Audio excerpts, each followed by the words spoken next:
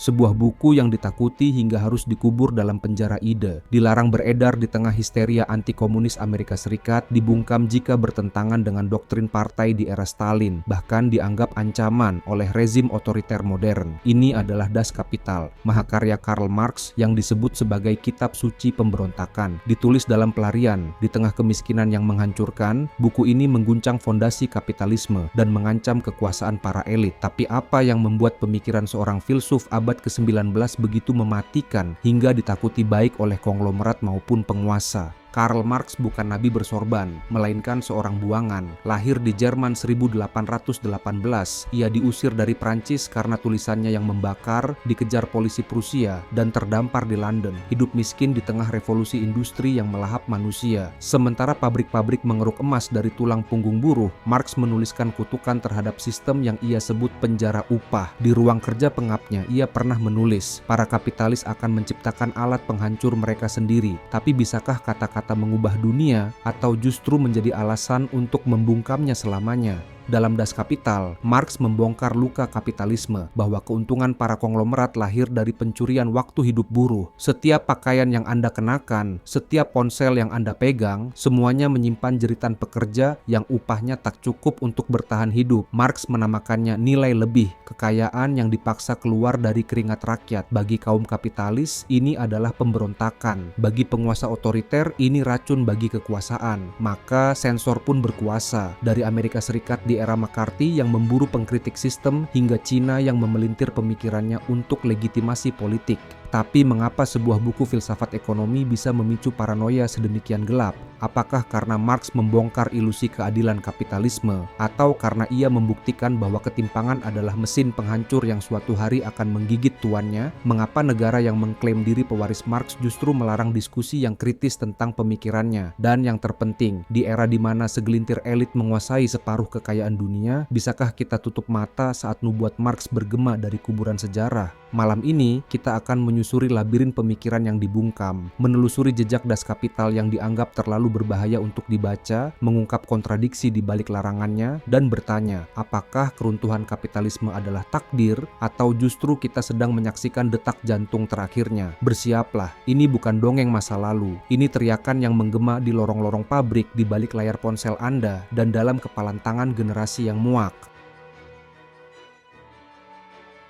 Karl Marx lahir bukan dari rahim proletar, melainkan keluarga Yahudi kelas menengah di Trier, Jerman. Ayahnya seorang pengacara yang pindah ke Lutheran demi menghindari diskriminasi, membayangkan putranya menjadi ahli hukum. Tapi di usia 20-an, Marx memilih jalan lain. Ia menghancurkan berhala agama, memberontak terhadap sistem, dan menatap wajah buruk revolusi industri. Sementara para borjuis berpesta di balik tembok emas, ia menyusup ke lorong-lorong kumuh Manchester, tempat anak-anak bekerja 16 jam sehari di pabrik kapas. Tulang punggung kemajuan yang ia sebut mesin penghisap nyawa. Tahun 1849, Marx menjadi buronan, diusir dari Jerman, diusir dari Prancis, akhirnya terdampar di London, kota yang ia kutuk sebagai kandang babi kapitalisme. Di sini, kemiskinan menghantui keluarganya. 3 dari 7 anaknya mati muda, Henry, Franziska, dan Edgar, si sulung kesayangan, yang meregang di pelukannya akibat tuberkulosis. Dalam surat kepada Engels, Marx bergumam, "Aku seperti nelayan yang terjebak badai, dan perahu ini penuh lubang." Tapi di British Museum, di antara tumpukan laporan pabrik dan data upah buruh, Marx menyusun senjatanya, Das Kapital, buku yang ia harap akan menjadi palu godam penghancur tirani modal. Das Kapital bukanlah teori dingin, ini adalah teriakan atas luka manusia. Marx menghabiskan 20 tahun mengutuk sistem yang memeras keringat buruh hingga tetes terakhir. Ia mengutip laporan resmi, di pabrik tekstil Inggris, pekerja perempuan keguguran karena beban kerja, anak-anak terpelanting ke mesin pemintal. Modal, tulisnya, datang ke dunia meneteskan darah dari setiap porinya. Bagi Marx, kemewahan borjuis adalah ilusi, istana megah yang dibangun di atas kuburan massal kelas pekerja, dan istana itu ia ramalkan akan runtuh oleh tangan penghuninya sendiri. Marx tak sendiri. Friedrich Engels, sahabatnya, adalah anak kapitalis yang membenci warisan ayahnya. Uang dari pabrik tekstil keluarganya di Manchester, tempat buruh remaja bekerja hingga buta, ia alirkan untuk membiayai hidup Marx. Ironi? Ya, tapi bagi mereka ini perang. Kita harus menggali kuburan kapitalisme dengan sekop mereka sendiri, tulis Engels. Maka dari uang kotor industri tekstil lahirlah kritik paling mematikan atas kapitalisme. Saat jilid 1 Das Kapital terbit tahun 1867, Marx menanti revolusi, tapi dunia tak langsung berguncang. Buku itu dianggap terlalu rumit, terlalu radikal. Saat ia mati tahun 1883, hanya segelintir orang yang melayat, termasuk Engels, yang berbisik ia telah pergi tapi arwahnya akan menghantui Eropa. Di nisan Marx terukir kalimat dari manifesto komunis yang ia tulis 35 tahun sebelumnya. Para pekerja di seluruh dunia bersatulah, dan perlahan jeritan itu menyebar dari pabrik-pabrik Berlin hingga perkebunan Kuba menjadi nyanyian revolusi yang tak bisa dibungkam. Tapi apa sebenarnya yang tertulis dalam Das Kapital hingga membuat penguasa dan konglomerat gemetar? Mengapa buku yang awalnya diabaikan ini tiba-tiba menjadi bom waktu yang mengancam istana kapitalisme? Jawabannya tidak ada di ruang kuliah, tapi di dalam pabrik-pabrik yang gelap, di balik gertakan mesin yang melahap nyawa manusia.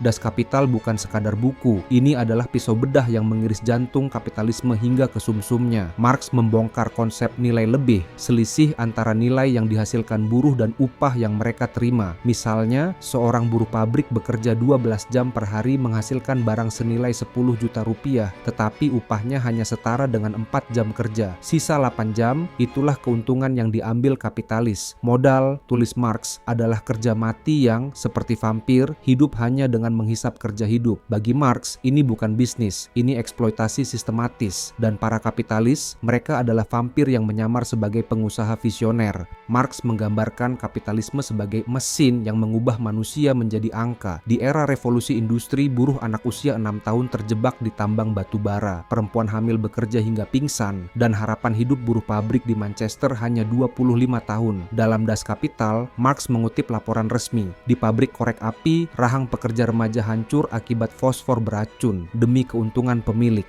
Akumulasi modal, tulisnya, berarti akumulasi penderitaan. Contoh nyata, di pabrik-pabrik tekstil Inggris, pemiliknya mendonasikan sebagian keuntungan untuk amal, sementara buruhnya mati perlahan. Bagi Marx, ini bukan kemunafikan, ini hukum besi kapitalisme. Marx meramalkan bahwa kapitalisme mengandung bom waktu. Semakin efisien produksi, semakin miskin daya beli buruh. Pada puncaknya, sistem akan kolaps oleh krisis overproduksi. Pabrik membanjiri pasar, tapi rakyat tak mampu membeli. Di tengah kelimpahan, tulis Marx, kaum pekerja justru tenggelam dalam kelaparan. Krisis 1929 dan resesi 2008 membuktikan kontradiksi ini. Pada 2019, 26 orang terkaya dunia menguasai kekayaan setara 3,8 miliar penduduk termiskin. Persis seperti yang Marx peringatkan, ketimpangan adalah penyakit bawaan kapitalisme. Pada 1950-an, FBI mengawasi peredaran Das Kapital, menganggapnya sebagai ancaman bagi stabilitas ekonomi Amerika. Kenapa? Karena buku ini mengungkap rahasia tersembunyi. Buruh bukan malas, mereka dirugikan sistem. Contoh praktis, CEO Amazon Jeff Bezos menghasilkan 14 miliar rupiah per jam 2019,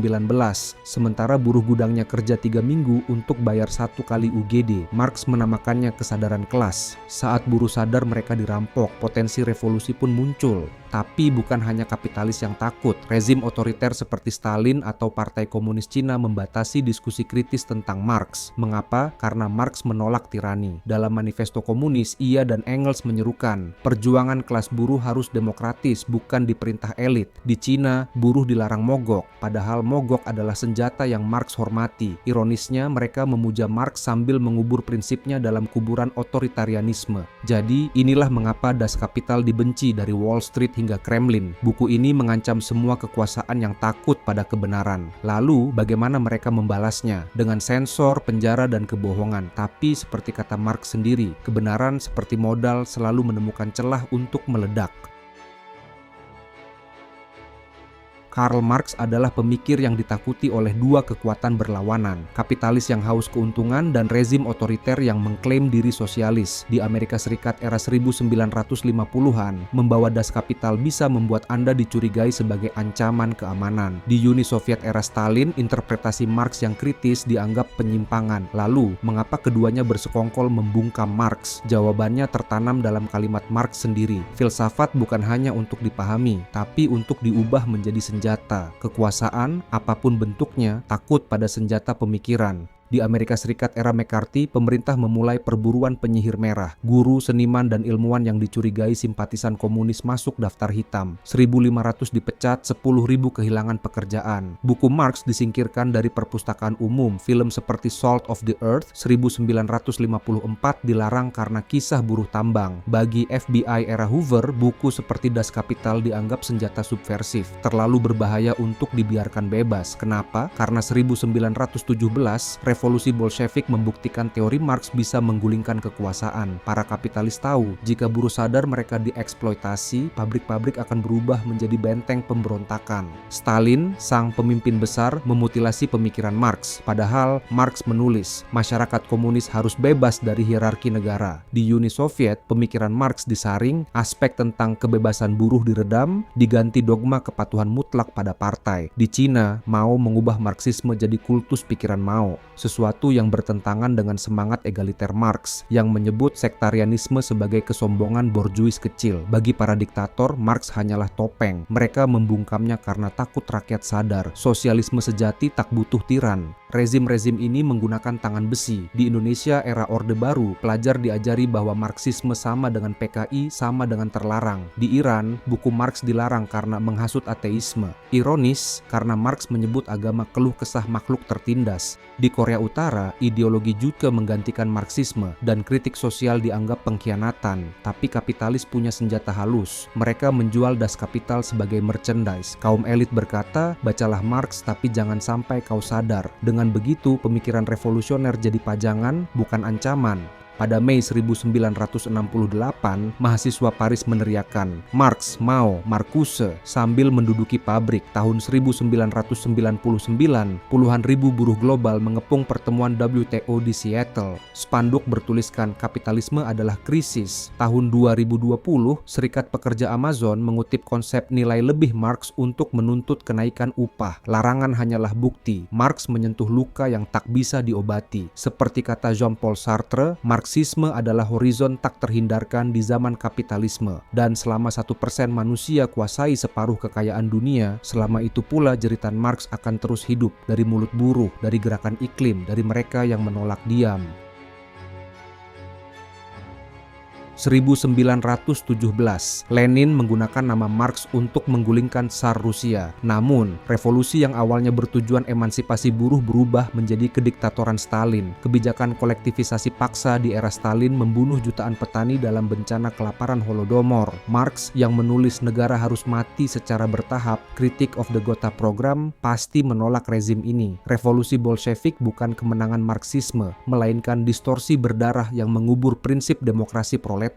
Tahun 1930-an, depresi besar memicu ancaman pemberontakan buruh di Amerika Serikat. Roosevelt merespons dengan New Deal, upah minimum, jam kerja 8 jam, jaminan sosial. Meski terinspirasi gerakan buruh, kebijakan ini bertujuan menyelamatkan kapitalisme, bukan menggantinya. Seperti yang sering dikaitkan dengan ekonom John Maynard Keynes, kami mencuri ide sosialis untuk menghindari revolusi. Marx sendiri menggambarkan, kapitalis akan memaksa reformasi kecil untuk mempertahankan sistem besar. Capital, volume 1, dan mereka melakukannya dengan upah buruh yang tetap tak setara. 2011, gerakan Occupy Wall Street meneriakkan kami 99%, merujuk pada analisis Marx tentang konsentrasi kekayaan. 2022, Chris Smalls, pemimpin Serikat Buruh Amazon berkata, mereka menyembah mesin tapi kitalah yang menjalankannya. Di TikTok, tagar Marxism sempat menembus ratusan juta views. Gen Z mempelajari nilai lebih sambil menuntut upah layak. Data Oxfam 2023 mengonfirmasi 1% terkaya kuasai 63% kekayaan dunia. Bagi aktivis muda, Marx bukan nabi tapi alarm. Dia menunjukkan sistem ini cacat, kata seorang mahasiswa di podcast Vice. George Soros pernah berujar dalam wawancara BBC 1997, "Saya belajar Marx untuk memahami krisis." Elon Musk yang mengejek Marxisme abad ke-21 menghadapi tuntutan buruh Tesla atas kondisi kerja yang memicu stres. Di Vietnam, buruh Nike diupah 3 juta rupiah per bulan untuk produksi sepatu senilai 3 juta rupiah per jam. Ironi sistem yang Marx sebut akumulasi melalui eksploitasi,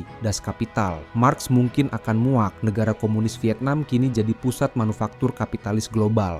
Apa warisan abadi Marx? Bukan komunisme otoriter, tapi peringatan. Ketika ketimpangan mencapai puncak, rakyat akan bangkit. Lihatlah gelombang pemogokan Starbucks di 200 toko Amerika Serikat 2023. Dengarkan protes tolak oligarki di Indonesia yang menjerat 71% kekayaan nasional di tangan 1% orang. Data Credit Suisse 2022. Marx mungkin keliru tentang revolusi proletar, tapi analisisnya tentang eksploitasi tetap relevan. Seperti sering dikatakan filsuf Slavoj Žižek, kita butuh Marx untuk memahami neraka yang kita huni. Pertanyaannya, akankah kita mengubah neraka ini atau membiarkannya melahap generasi berikutnya?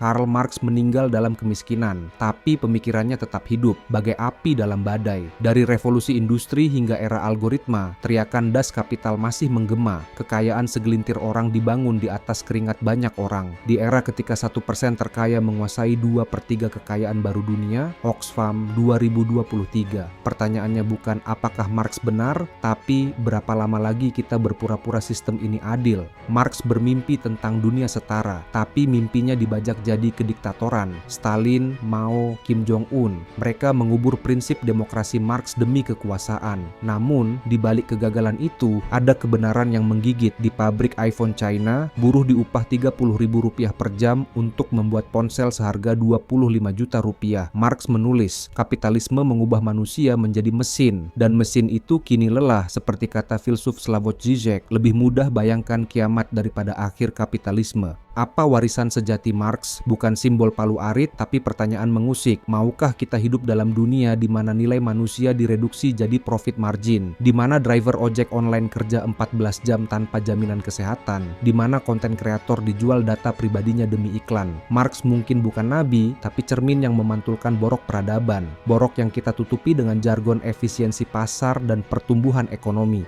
Jika Anda sampai di sini, artinya Anda peduli. Peduli bahwa sejarah bukan debu, tapi senjata melawan lupa. Tekan subscribe untuk menyelami pemikiran-pemikiran terlarang. Like jika Anda yakin ketimpangan bukan takdir. Dan komen, menurutmu apakah kita butuh revolusi atau reformasi? Marx telah mati, kapitalisme masih bernapas, tapi di pabrik-pabrik Bangladesh, di gudang Amazon yang gersang, di ruang server yang mengumpulkan data kita, api itu tetap menyala. Karena selama ketidakadilan ada, das kapital akan jadi kitab suci para pembangkang.